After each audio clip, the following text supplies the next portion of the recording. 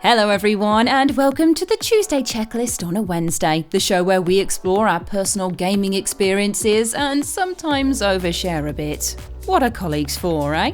This week, to celebrate the PS5 release of Uncharted Legacy of Thieves Collection on the 28th of January, it only feels right to revisit some of the most mind-blowing moments we've had in this action-packed franchise. And oh boy, is there plenty to choose from.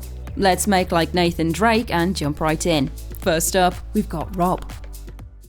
Right, so the Uncharted moment that really blew me away, and I think it was the point where I was immediately like, oh my god, this is amazing. It was right at the beginning of Uncharted Drake's Fortune, and I remember this very distinctly because it was very early on in the PS3 years. In fact, I had got my PS3 for Christmas, I think the year it had come out, and Uncharted Drake's Fortune released very soon after that. And it's the moment where you have the fight on the boat with Elena, and you're just surrounded by the most beautiful blue. Oh, for God's sake! Honestly though, I had never seen anything like it at the time, and it still looks great now. That bit, I've played that fight many times just to, the boats come along with the bad guys on them. They jump on the boat. You're shooting. You're going behind cover. You're punching, and you're just surrounded by this most incredible blue ocean. And like the water graphics throughout the whole series, really, I always thought Uncharted was like a high watermark for water graphics. This is a low point, Rob. Really. It's not. We're talking about when the series blew us away, and it blew me away straight away with the water graphics in the right at the beginning. I can't believe this is your entry. I can't believe this is your entry. I love that. What are you talking about? Every scene after that, you must Why have been not? like, "Oh my god!" I was. Like I genuinely was. Like in the jungle where the river would go through. But we're talking about the early days of PS3. Like water graphics hadn't. This is the most incredible water graphics I'd ever seen at the time. And you could roll in the water, and Drake would get out, and his clothes would be like clinging to him. They'd be all wet, and they'd dry in real time as he ran around. I'm completely agreeing with And you. so I spent the pair of you like wet Nathan Drake. I spent ages just rolling around in the water in like one of the very first areas. You're there with Sully. God knows what Sully must have been thinking. I was just like, roll. Oh, look how wet he is. Then he'd dry, then roll in the water again. But that first bit, like, there's boats going, and then after you've done that fight, like, Sully lands in his little plane that lands on the water. And that cutscene, my God, it looks amazing. Where you and Elena are swimming over, he hauls you up out of the water in his plane.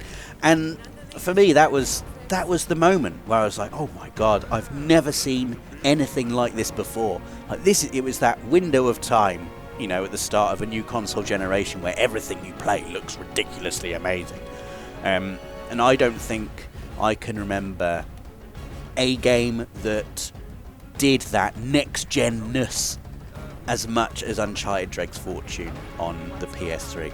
And throughout the series, it's done like ridiculous stuff with water. You go to Uncharted 3 and there's the whole set piece with the ship that sinks, which is just even now you look at that was 2 console generations ago, and even now I can't think of any other kind of set piece that technically does what that does. It's just ridiculous. And I think but the water graphics. Yes, the water graphics. And every Uncharted game seems to do like an environmental thing better than any other game has ever done it before. I think Uncharted 2 did fire as well, and Uncharted 4 famously did mud, like the best mud ever in the world, in that famous convoy chase scene, which I could have easily talked about that moment. But 3 did sand. Yes, sand and snow was in 2 as well. But for me, if we're talking about water, when the series really just blew us away. Oh, sorry, snow is the enemy of water. Surely it's like the evolution of water. Depends who you speak to. Let me tell you. Anyway, that's it. That's all I've got to say about it. It was that moment for me when the series said, "Look at this. This is what games can be now. This is what they look like," and I played that scene, over and over again, and because you got stuck on it.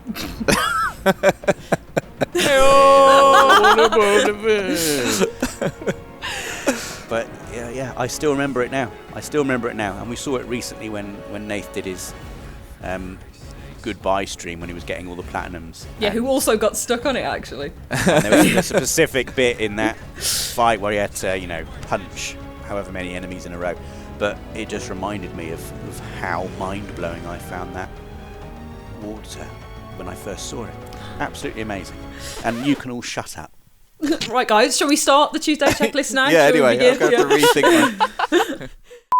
So my favourite part of the Uncharted series that blew my mind is absolutely the train sequence in Uncharted 2.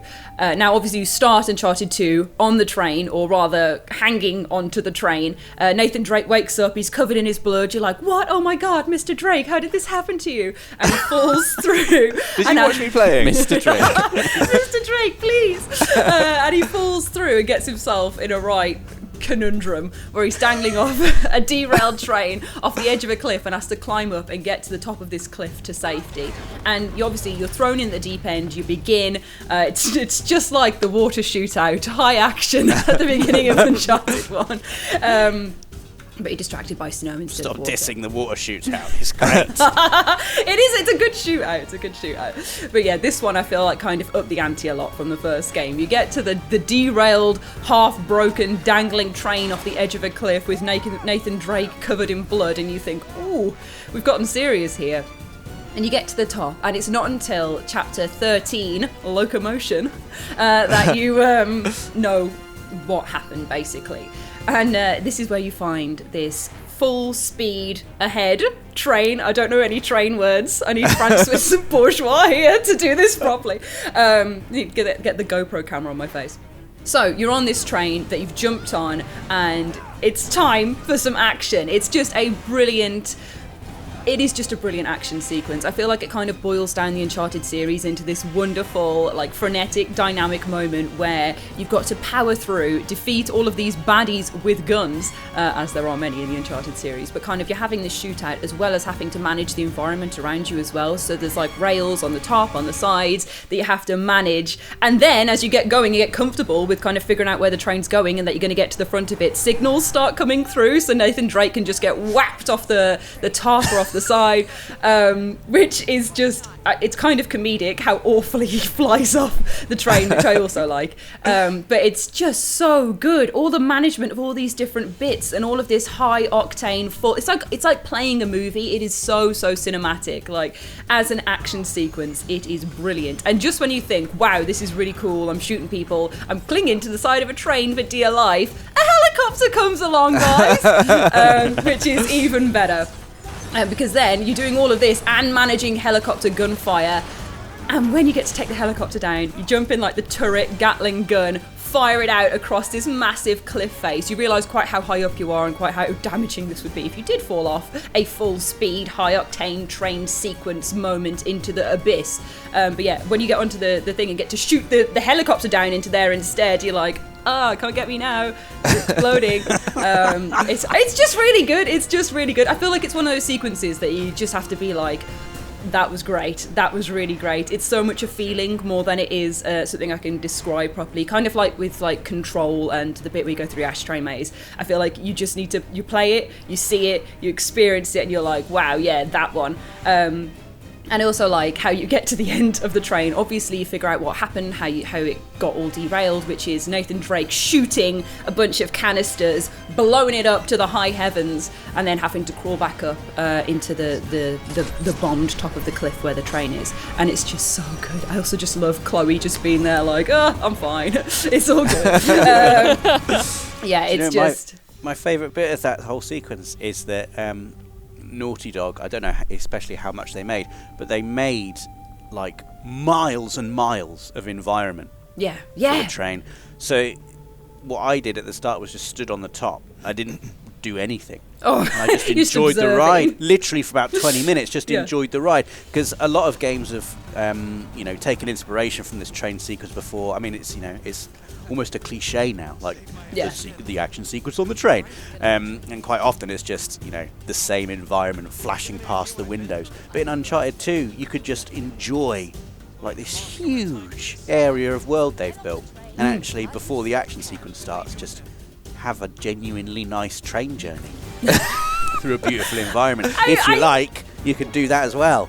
And the way you've subverted this whole thing, where we're like mind-blowing Uncharted moments, you're like, oh, I just But that's mind-blowing as well, isn't it? That's mind-blowing as well, I think. And then I just looked at everything on the train. I think that's also mind-blowing because it shows you how much attention to detail and care and effort Naughty Dog put into making this. No, and it's right. Amazing. You are right. You are absolutely right. Just a little joke. Just a little joke. Two friends. Just some colleague banter. But no, it is just incredible to watch it as well. Like, I've seen it played since, and just experiencing it kind of through that medium, seeing it kind of a little more cinematically than just being in control of it as well. It just holds up so well the whole time. Like, whatever you look at it, whichever way you experience it, it's so good. It's so good. It's so satisfying in every sort of action way. So yeah, that would be absolutely my moan blowing. Your mind's blown. So, as always, I've maybe taken some liberties with the title of this Tuesday checklist. You as well. I mean, I was nearly at the train. And also, Ash, by the way, when you were talking about it, it made me... I don't know if I've ever thought about how playing that level, I should have... I knew because of the start of the game that the train was going to crash. And just you talking about it then just made me think, oh, that's so cool. And also, that's just one of the best openings to a video game ever. But my bit is also from Uncharted 2. It's mind-blowing in a way. I don't think that it's like... It's a different take on it. It's more like just how... It's the epitome of how good the Uncharted games are, that they can change the pace like they do. And I'm talking about the part of the game with Tenzin. So Tenzin is a Tibetan character who kind of rescues Nathan Drake from the side of a mountain and nurses him back to health. And the two of them go on a little adventure together in the middle of this bigger adventure. And the reason this section is amazing is that it's a complete change of pace in lots of ways. First of all, Tenzin doesn't speak English, and Nathan Drake doesn't speak Tibetan. And Nathan Drake is kind of known for the gift of the gab. Some people would say charming. And this is the first character, or one of the first characters, there's probably another character, but the first really meaningful character in the games who he can't speak to. He can't win them over with his clever wit and a joke. He can just he has to just be kind of human with him. And I love their interactions. I love that we, the audience, don't know what Tenzin's saying either. I watched a cutscene again recently just to kind of check, and it just says speaking Tibetan on the subtitles. So we don't get any hints as to what he's saying, and so they just have to forge this relationship out of just being two people and kind of assuming that each has the other's best interests at heart. And it's really lucky that Nathan isn't here to talk to us about this, because he would be boring us with how he was one of the first people to play Uncharted 2, and we'd all be yawning. But one good thing about hearing that story loads of times is I know that he spoke to Bruce Straley and Neil Druckmann about this section of the game, which is, I think, a section that they designed. And they said how they took loads of inspiration from Eco from it, and how they were super interested in how you could care about a character even if you can't communicate with them at all. So they were really interested in exploring that, and then they were also really interested in using gameplay to tell the story. Since the characters can't talk to one another in that way, they wanted you to care about this character using gameplay, which is why there's this section where you have to kind of help each other out through the ice caves and fight off the abominable snowmen. I don't know if are they abominable snowmen. Have we agreed on that? And they referred to as like yetis. Oh yeah, they're yetis, aren't they? They're not made of snow. I want to be clear. I didn't think they were made of snow at any point. The enemy of water. I thought that they were. I just thought they were snowmen. But yeah, you're right. They're yetis. They're definitely yetis.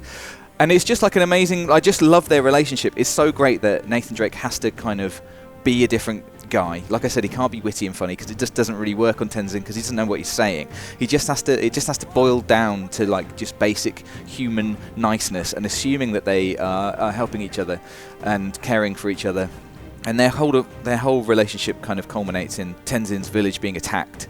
And by this point, I mean, this is the true test, I guess, if you care about this character or not, is this attack on this village, whether you think it's important or whatever. And I was just like distraught. I was just like, I will do anything to save Tenzin's village. Like, it's the most important thing to me ever. Like, I cannot have these lovely people who I can't even speak to, who have nursed me back to health, like, coming into any kind of problems, especially if they're my fault. So I just think that it's an amazing like section of a game that is generally very fast-paced and quite loud and like I said, relies a lot on kind of wit and character to boil it right down to something quite quiet and just nice and understated. It's just really, really great change of pace, and it blew my mind. And you can't tell me it didn't, because it's my mind, and it did. So there. Friendship blew Dave's mind. Yeah. What would it be like to love another? The concept of love. A moment in Uncharted that blew me away. When I look back on Uncharted and I look back on my initial first playthroughs of these games, there's always one moment that sticks out to me because for some reason, well, I know why it made me cry, but I was so blown away it actually made me cry. And which sounds really pathetic looking back on it, but it's in Uncharted 3. And if you know about my history with a certain character, I adore... History? I adore Victor Sullivan. What did you do to Sully, Rosie? Does Sully know that he's We've got got a history with you, Rosie? I don't know that he'd be like, what? And then, I put him on my... He inspired the boyfriends list in my boyfriends list in gaming. He was the inspiration for it. The original boyfriend. Yeah, he's the original boyfriend. And there's a moment in Uncharted 3, spoilers for kind of near endgame stuff, but there is a moment in chapter 21 when you've just entered Ubar, or Ubar, I think it's Ubar, the big place where you've been trying to get to all this time. And you just walk in there, you've just gone on a big trek through the desert and some fighting, and it's all exciting, and oh my god, thank goodness there's this fountain of water. And so Nathan Drake, he walks up and says, oh my god, it's drinkable, give me all that water. Sorry, I don't remember that. A very different Nathan Drake to what I remember there. Sully, he I'd love doesn't... to see the Rosie cat. The ultimate. The Rosie cut. Nathan Drake just got... The Rosie dove. Well, yeah, like he's slurping it away, he just can't stop, and I can't blame him. You've just gone everything you can in a desert. You survived everything. He's been walking next to Sully. He's obviously hot. Sully, on the other hand, he's like, nah, I don't need water. I'm just gonna get that water and splash it on my hair. He's just like, having a little wash down. But once you've slurped the water, there's a big eclipse that happens. And Sully just looks at Drake in this mind-blowing moment, and then suddenly, bang! He's taken a bullet to the back, and Sully, he's been shot in Uncharted before. He got shot in Uncharted 1, but he had a little book, under his shirt, so that covered the bullet. But this time, you just see life just kind of leaving him as he collapses, and Nathan Drake's like, oh god, oh no, Sully. And you just see Talbot there with the gun with Kate, and then someone's been shot and you see someone with the gun with a bit of smoke coming out the end. They're the ones who shot him, and there's blood coming out of Sully's back, and I was so bewildered that Sully, what have I done? It's just he's the one who shot him. I just really enjoyed it.